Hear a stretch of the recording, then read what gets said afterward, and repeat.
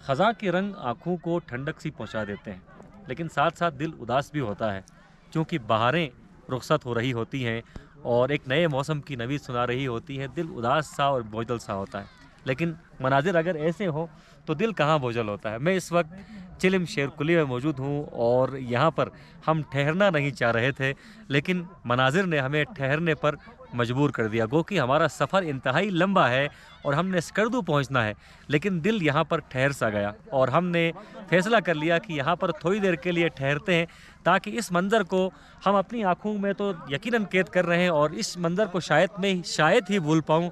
आप देख सकते हैं इस वक्त मुख्तलिफ़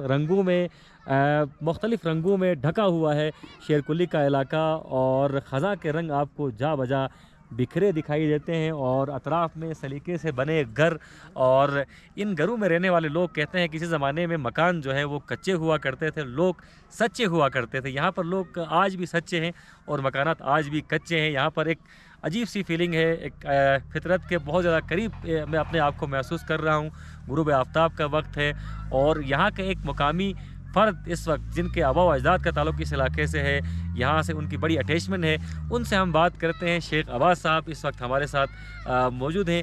इनसे हम जानने की कोशिश करते हैं कि ये पूरा इलाका इस पूरे इलाके की ख़ासियत क्या है, यहाँ पर लोगों का लाइफ़स्टाइल क्या है और टूरिज़्म के हवाले से ये कितना इम्पोर्टेंट इलाका है। शेख साहब, आप अभी स्कर्दू में रहते हैं, स्कर्दू के बाशिंदे हैं, लेकिन आपकी एक अटैचमेंट है यहाँ पर, रूहानी अटैचमेंट भी है, चूँकि आपके आबा व अजदाद यहाँ से माइग्रेट करके स्कर्दू गए थे। आपका ख़ुद यहाँ पर आना-जाना लगा रहता है। ज़रा बताइएगा इस इलाके के बारे में। हम टहलते-टहलते बात करते हैं।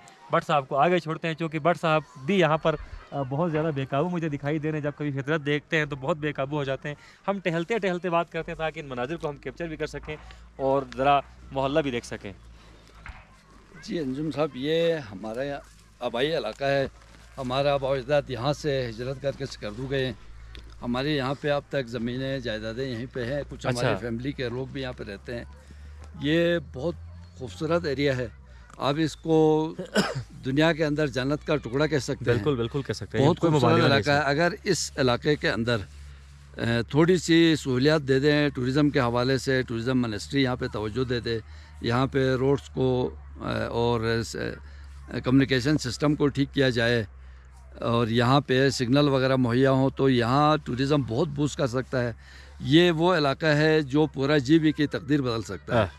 इतने टूरिस्ट यहाँ पे आ सकते हैं। यहाँ इस वक्त जो मसाइल हैं लोगों को, वो रोड्स और कम्युनिकेशन ना होने की वजह से मसाइल में है लोग। यहाँ पे ज़िंदगी थोड़ी सी लाइफ टफ है। तो हमारी गवर्नमेंट से रिक्वेस्ट है कि टूरिज़म डिपार्टमेंट इन इलाकों पे तवज्जो दे दे। अगर इस इलाके पे तवज्जो दे देंगे तो ये पूरा जीबी को बदल सकता है। वाह! वाह! बिल्कुल जी, बिल्कुल। मैंने पहले कहा ये बिल्कुल मुबालिगा नहीं है। यकीनन यहाँ पर बड़ा पोटेंशियल है। यहाँ पर मुख्तलिफ़ नाले हैं और बादल और पहाड़ों का तवाफ़ यहाँ पर अमूमन एक रूटीन की बात है। बादल बहुत करीब आ जाते हैं, चूँकि दुनिया का दूसरा बुलंद तरीन सतह मरतफ़ा देवसाई भी यहाँ से चंद किलोमीटर की दूरी पर वाक़ई है और जब आप देवसाई के ग्रीन फील्ड से निकल कर शेरकुली के इस इलाके में दाखिल होते हैं, तो आपको लगता है कि आप छोटी जन्नत से बड़ी जन्नत में दाखिल हुए हैं। ये यहाँ पर एक मोहल्ला है और किसी ज़माने में और आज भी अस्तूर में हम देखते हैं कि जो कंजस्टेड मोहल्ले हैं कि सारे मोहल्ले के लोग एक साथ रहते हैं, दुख दर्द में शरीक हो जाते हैं और दीवारें यहाँ सिर्फ दीवारें नहीं मिली बल्कि दिल भी मिले हुए हैं और ये इस तरह के मोहल्ले अब हम शहरों में हमें बहुत कम देखने को मिलते हैं, क्योंकि अब शहरों में आबादी तो बढ़ चुकी है, लेकिन हम अपने हमसाये को नहीं जानते या फिर मोहल्ले में रहने वालों को नहीं जानते। लेकिन यहाँ पर ये सूरत हाल नहीं होती। यहाँ पर दुख भी साझा होता है, सुख भी साझा होता है। भट्ट साहब के हाथ काँप रहे हैं, चूँकि सर्दी की शिद्दत यहाँ पर बहुत ज़्यादा है और शेख साहब ने कुछ मसाइल की निशानदेही भी यहाँ पर की है। कम्युनिकेशन का इशू यहाँ पर है, हेल्थ फैसिलिटेशंस की यहाँ पर कमी है, एजुकेशन सेक्टर में बड़ा काम करने की ज़रूरत है और सबसे बढ़कर जो इस इलाके की तकदीर बदल सकता है वो टूरिज़्म सेक्टर है। यहाँ पर टूरिज़्म का बड़ा पोटेंशियल है।